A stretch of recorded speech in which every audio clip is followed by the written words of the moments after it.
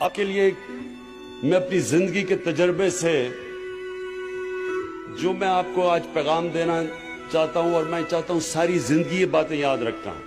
یہ میری ساری زندگی کا تجربہ ہے کہ دیکھیں انسان وہ بڑے کام کر کے جاتا ہے اور اس کا نام ہوتا ہے دنیا میں، وہ نہیں ہوتا جس میں اللہ نے عقل زیادہ دی ہو، جس میں تعلیم زیادہ ہو، جو بڑے پیسے کے گھر میں پیدا ہو.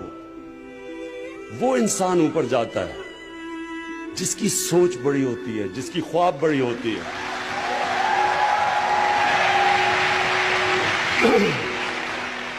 اس لیے آپ سب کے لیے، یا خواتین ہیں یا نوجوان ہیں، سب کے لیے آپ کے کہ یاد رکھنا، بڑی خواب، بڑی سوچ بڑی رکھنا. اور بڑی سوچ ہمیشہ ایک انسان سے نکل کے ہوتی ہے. بڑا انسان وہ ہوتا ہے جو اپنے سے باہر نکل آتا ہے، جو اپنی ذات سے باہر نکل آتا ہے. دنیا کی تاریخ میں بڑے بڑے امیر لوگ آئے. کوئی آج دنیا ایک امیر آدمی کو یاد رکھتی ہے؟ کوئی آپ کو یاد ہے امیر آدمی آج ہے، جیسی وہ مرتا اس کے بچے ہی اس کو بھول جاتے ہیں، باقی دنیا تو چھوڑیں. انسان دنیا اس انسان کو یاد رکھتی ہے جو انسانوں کے لیے کچھ کر کے جاتا ہے.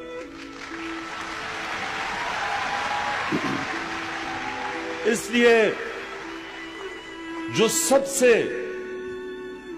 جس کو greatest man in human history, جو ایک 100 گریٹسٹ مین کی جو ایک کتاب ہے، اس میں نمبر 1 ہمارے نبی صلی اللہ علیہ وسلم ہے. اور ہمیں قرآن میں کہا گیا کہ ان کی زندگی سے سیکھو. تو ان کی زندگی کیا؟ بار بار اگر آپ نے بڑا انسان بننا ہے، نوجوانوں، اگر آپ نے بڑا انسان بننا ہے تو ان کی زندگی کو بار بار پڑھو، سمجھو وہ کیا ہے، کیسے، کیا چیز تھی ان میں، کیا کوالٹیز تھی کہ انہوں نے دنیا کی تاریخ ہی بدل کے رکھ دی. سب کے لیے میں ہمیشہ کے لیے آپ نے یہ چیزیں یاد رکھنی ہیں. دیکھیں اللہ نے کیوں کہا؟ اللہ نے ان کو اپنا حبیب کہا. انہوں نے کہا ان کی زندگی سے سیکھو. ہم جب بڑے تھے ہمارے اور رول ماڈلز تھے، میرے کرکٹ کے رول ماڈلز تھے، اور راستے میں رول ماڈلز بنتے آئے، پاپ سٹارز تھے وغیرہ وغیرہ. ابھی بھی لوگ جو بزنس میں ہوتے ہیں وہ بل گیٹس کو رول ماڈل بنا لیتے ہیں، یا اور جو سٹیو جابز وغیرہ وغیرہ. لیکن یہ یاد رکھیں کہ یہ کوئی بھی ان کے پیر کی مٹی کے بھی برابر نہیں پہنچ سکتے.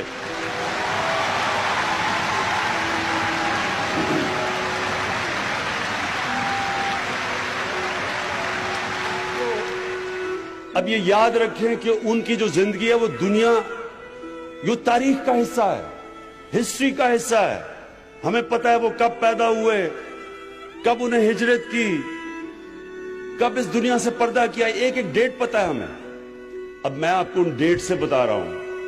میں کیوں کہتا ہوں کہ کوئی ان کا مقابلہ نہیں کر سکتا. 625 میں جنگ بدر ہوتی ہے.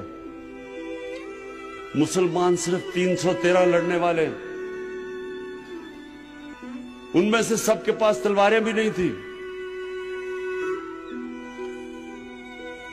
اور 636 11 سال کے بعد، یہ تاریخ کا حصہ ہے، میں آپ کو تاریخ بتا رہا ہوں. وہی مدینہ کے ریاست کے مسلمان جو اس وقت کی سپر پاور تھی، رومن ایمپائر، صرف 11 سال کے بعد بدر کے، جدھر صرف 313 لڑنے والے تھے، رومن ایمپائر کی جو بیزنٹائن ایمپائر کی جو سدرن لیجن تھی، وہ 1,00,000 فوجی تھے اور لیٹسٹ ہتھیار تھے ان کے. تو 11 سال کے بعد یارموک کی جنگ میں وہ گھٹنے ٹیک دیتے ہیں مسلمانوں کے سامنے. ایک منٹ بھائی، سن لو. یہ اور میں آپ کو تاریخ بتا رہا ہوں, یہ کوئی گریک میتھولوجی نہیں ہے, یہ تاریخ ہے. اور 638 اس کے 2 سال کے بعد جو دوسری سپر پاور تھی پرشین ایمپائر, وہ قدسیہ کی جنگ میں ان کے سامنے گھٹنے ٹیک دیتے ہیں. تو 13 سالوں میں جنگ بدر کے 13 سالوں کے بعد وہ دنیا کی سب سے عظیم قوم بن جاتی ہے. تو کیا کیا تھا؟ کبھی کوئی آپ نے کہیں ایسی چیز سنی ہے کہ کوئی ایسا انقلاب آیا ہو؟ اور پھر وہ سیویلائزیشن اگلے 700 سال تک سب سے بڑے سائنٹسٹ مسلمان تھے, اور وہ دنیا کی سب سے بڑی تہذیب تھی. مسلمانوں کا کیریکٹر انہوں نے ایسا بنایا کہ انڈونیشیا اور ملیشیا میں مسلمان تاجروں کو دیکھ کے لوگ مسلمان ہو گئے. ایمانداری تھی ان کی, سچائی تھی. سو میں یہ جو آپ کو کہہ رہا ہوں یہ آپ نے سمجھنا ہے نوجوانوں, بیکاز فیوچر تو آپ کا ہے. تو آپ نے ایک چیز سمجھنی ہے, نمبر 1 سب سے امپورٹنٹ چیز یہ کہ ہمارے نبی صلی اللہ علیہ وسلم نے انسانوں کو بدلا. اور قرآن کی آیت ہے کہ میں کبھی کسی قوم کی حالت نہیں بدلتا جب تک وہ قوم خود اپنی حالت بدلنے کی کوشش نہ کرے.